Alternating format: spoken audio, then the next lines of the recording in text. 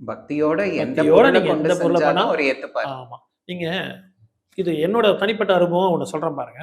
ஒரு முறை எதுவுமே அப்படின்னா தினசரி பூஜை பண்ணுவேன். அதுல ஒரு முறை என்கிட்ட எந்த பொருளும் இல்ல. சிலதெல்லாம் இல்ல. எப்பயும் செய்யற பொருட்கள்லயே சந்தனம் இல்ல அன்னைக்கு.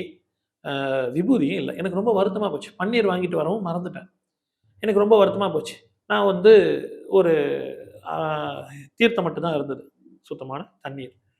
அத வச்சே ஒரு ஒரு அபிஷேகமா நெனச்சுக்கிட்டே பண்ணிட்டேன். எனக்கு உண்மையிலேயே வருத்தம்.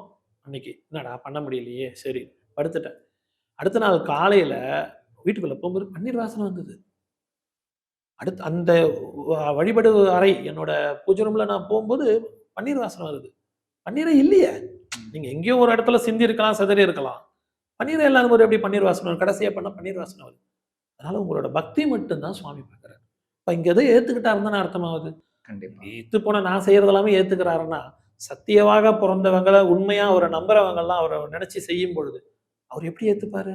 அதுக்குண்டான பலன்கள் நிச்சயம் உண்டு. நீங்கள் செய்யற வழிபாட்டுக்கு உண்டான பலன்கள் உங்களுக்கு என்னைக்கா இருந்தாலும் நிச்சயமா வரும்.